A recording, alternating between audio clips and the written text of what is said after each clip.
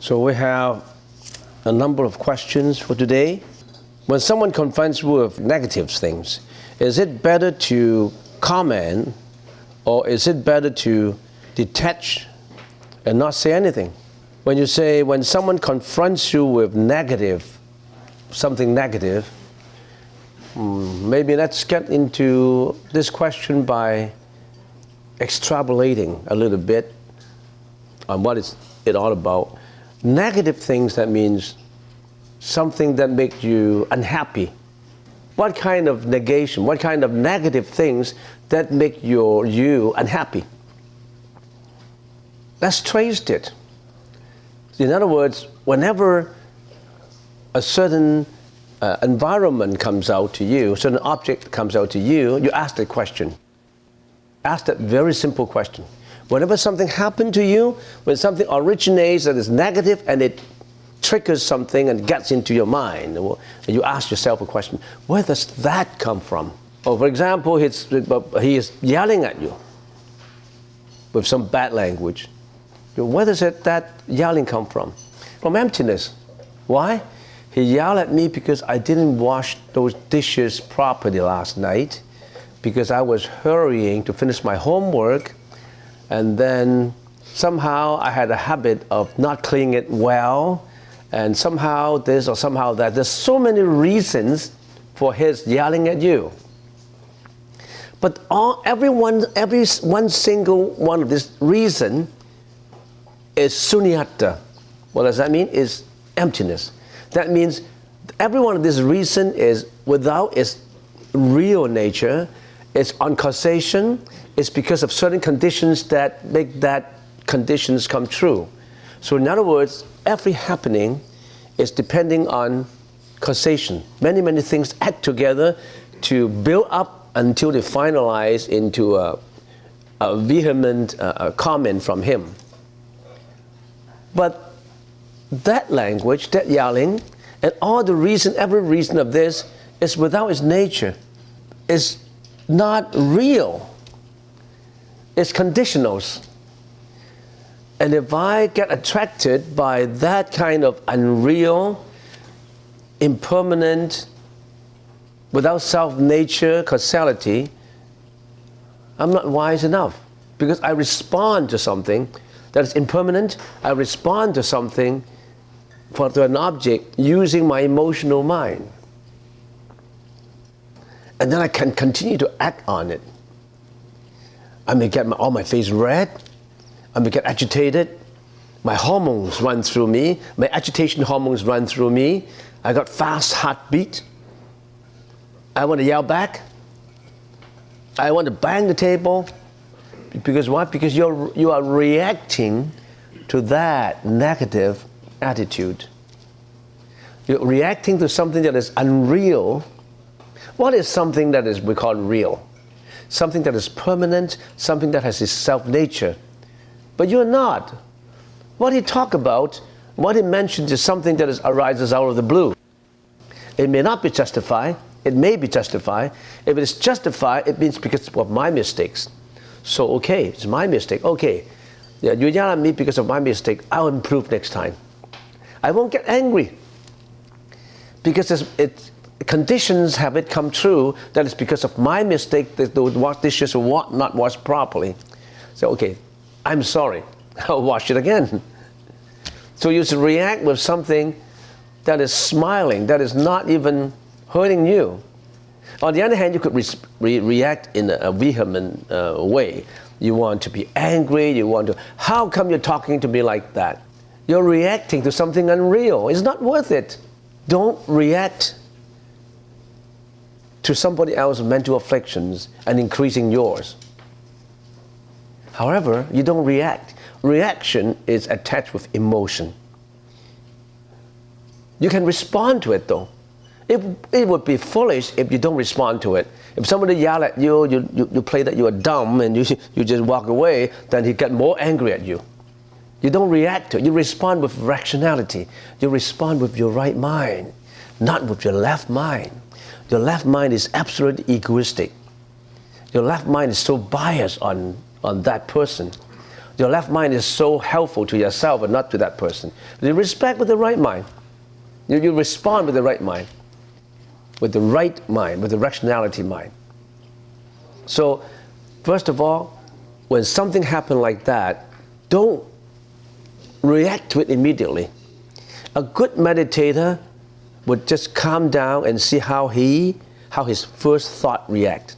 See, if I'm a good meditator, I've been going to Reverend Guan Cheng's meditation class every Saturday for 10 years now, and now you're yelling at me. Oh no, I gotta stand back a little.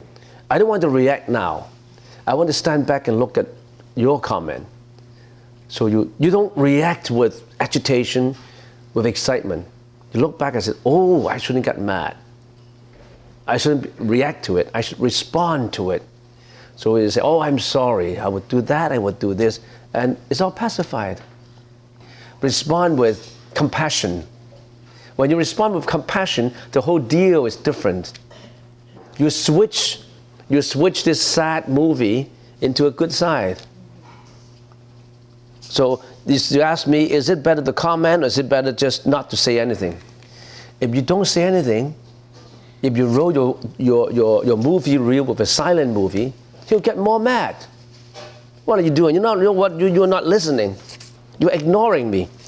You think you're clever by not talking about it? Is that what you learned from Reverend Guan Cheng? You just walk away? Many people have chosen to go back to the 1930s when there were silent movies. No sound. You get the guy more mad because that's out of date. You can only apply that in the 1930s, not now. Sorry, yeah? I have a question in regard to that question. It seems that more ignorant we are, we see more negativity from outside. We see more attack toward ourselves. And more practicing and more meditation, seems that even we don't encounter those negativity that we used to see. Yes. Could it be true? That's true. The other day I read a book which reinforced my thinking. And as I told you, that book I recommend to you to read is A Stroke of Insight. And when I'm not studying, when I'm not talking, I like to read. That Stroke of Insight says, there's a mind with the alaya consciousness at peace, and that is a mind of purification, trying to always in the process of purifying. So if you're meditating, if you're always reading the Buddha Sutras and contemplating on it, actually you are strengthening your right mind. If you continue to do that, because every day we're strengthening most all the time and operating with the left mind. And many scientists, I've heard from many scientists that I come across, and they always told me, science have only studied about 10% of the functionality of the brain. We only know about 10% of what happens in our brain. All the other 90% we don't know is unknown. And more they discover that it's the right mind that leads us to enlightenment. Sometimes, even if your left mind is distorted in a stroke, your right mind can enrich it and try to give a healing effect to the left mind. So that means if you're always meditating, if you're always thinking about the Buddhist teaching, if you're always compassionate, you're actually enriching your right mind. And in the Theravada school, when they talk about consciousnesses, they only have 6 consciousnesses. The eye, the ear, the nose, the tongue, and the body. And the 6th one is the manas consciousness, which is the hidden mind. That mana consciousness is the right mind. So yes, if you always practice meditation, if you compassionate, we to follow the Buddha's teaching. That's the reason why the Buddha is always giving you all the training, giving you contemplation and visualization, and all descriptions in the sutras are telling us to train up the right mind, to go into that enlightenment, nirvana path. So if you come across any negative outside intrusion into your senses, you see every second your senses are being intruded. Do you know about that? Every second, timeless, all our senses are intruded by environmental objects. When I'm looking at you, you're within my eyesight. I listen to you, I taste my food, I touch body, touch tactile, everything. You're in contact with, your senses are in contact with the objects. When your sense organs are in contact of objects, this contact, what arises? You tell me. Consciousness arises. Eye consciousness, ear consciousness, nose consciousness. When your consciousness arises, what is this consciousness? Is it a real thing? No. Because this only consciousness only arises when your eyes see that object and your eye pay attention to it. That object is not guilty. So if I am a woman and if I saw a handsome guy, a big, tall, handsome, masculine guy coming in, I'm a lady, and I saw that, and if some certain idea arises in mind, reminding me of certain desires driven to have that desires, the object is not guilty. The object is not guilty. The object itself is not guilty. It's just when your sense organ is in contact with that object, when that consciousness arises, that consciousness becomes the guilty guy, because it's looking for sexual desire, for example, a greediness desire, or any kind of desires, because of that consciousness arises. But it does not matter whether it's the sense organs, the consciousness, or the objects. They're out of the mind. So they always have meditations that really give you a lot of help. And also, there may be something that you may not know at this stage. If you continue to tap into the right mind, you get into wonders. You may open a door that's full of so much treasure in it that you never dream of. There's supernatural powers in there. There's all kinds of wisdom in there. Something that we don't even know. You think that you open a treasure box of diamonds, but that is something that is beyond materials. They're so high level. It's prajna paramita. It's the highest wisdom level.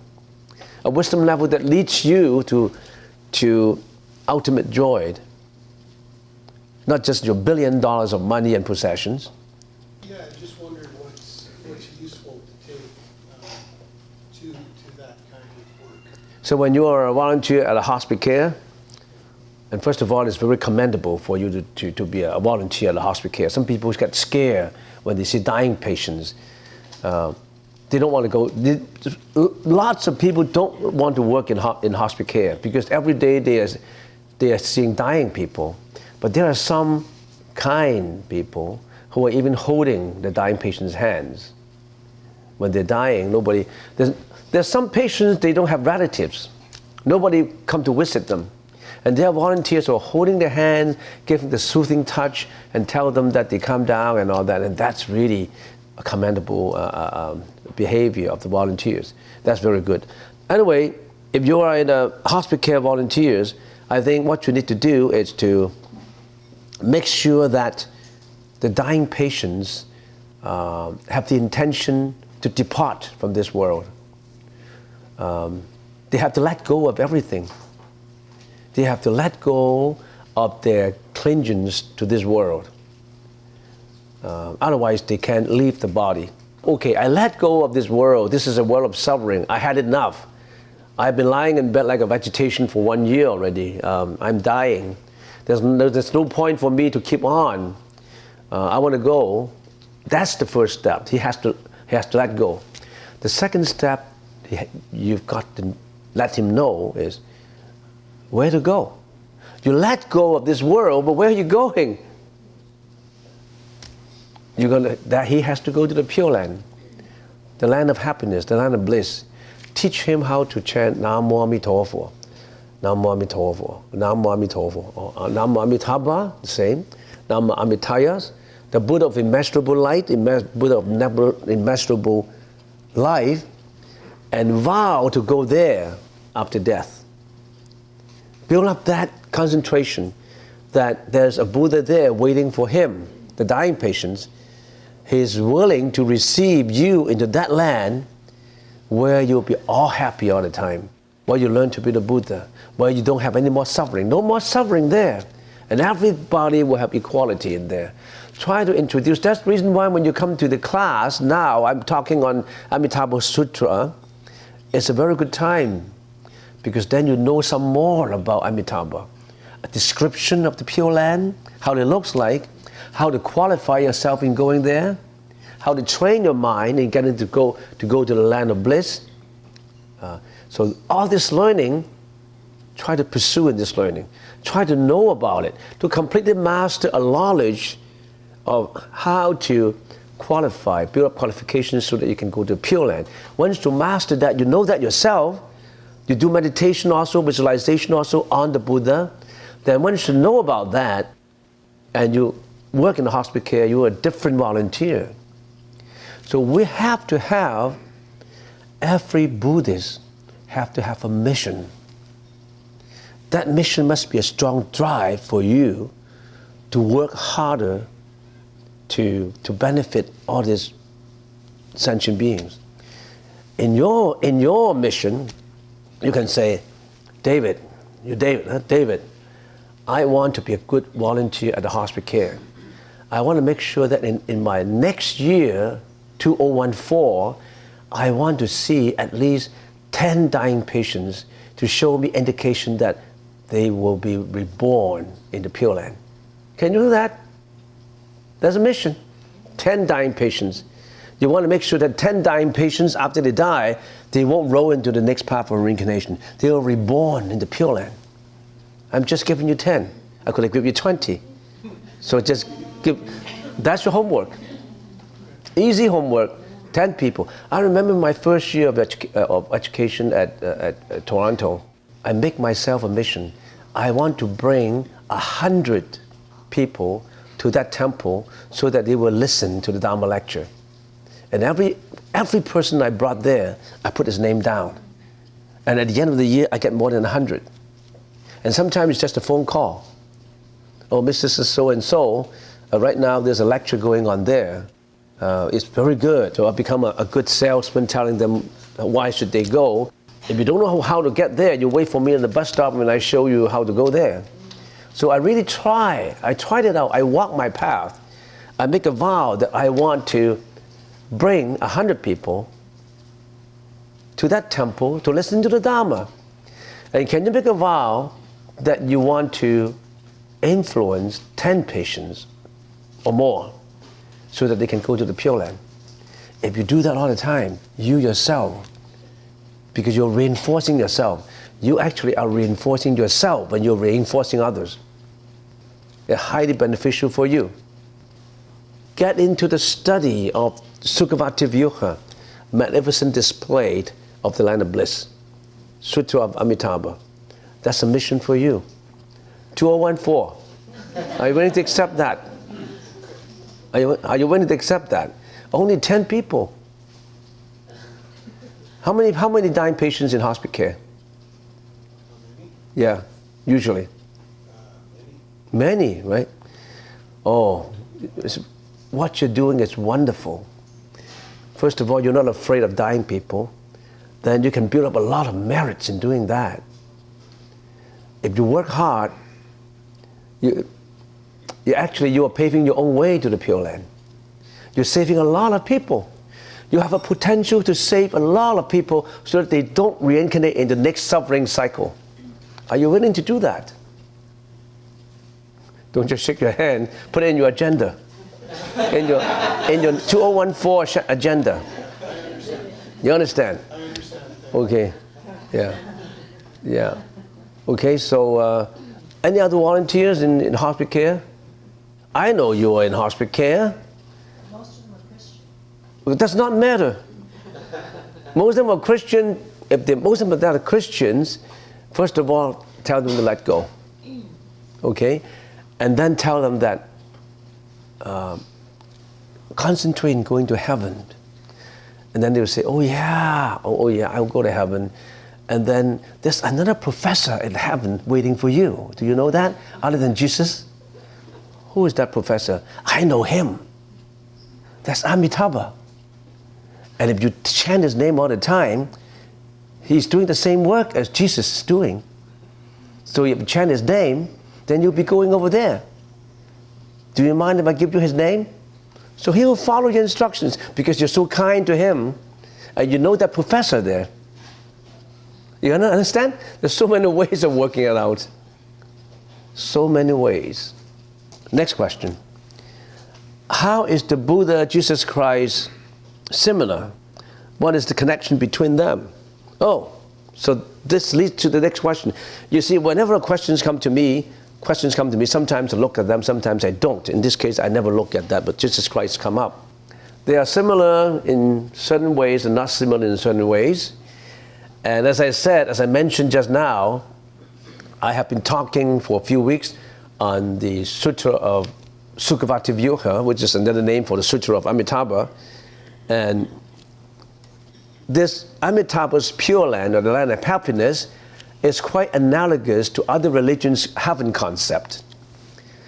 In heaven, there is a God. In other religions, there's a God, and after you die, you go to the heaven where you always have happiness. Now, the land of bliss of Amitabha's land of bliss is the same. If you want to use a different word, you can say Amitabha is a God in there. Okay, if you want to use that word, sometimes word doesn't really mean a lot. It's just a means of understanding. So Amitabha, if you want to say it, it's a God. That land of bliss is heaven. And right now you're worshiping God, worshiping Amitabha. You're building up your faith in Amitabha. You're building up your faith in going to that land. So it's similar, the heaven concept. You're chanting Jesus Christ to go to the heaven. You always remember Jesus to go to heaven. You always remember Amitabha to go to heaven. But right there could be some differences. Amitabha said you have to qualify yourself, not just believing in a heaven and wanting to go there.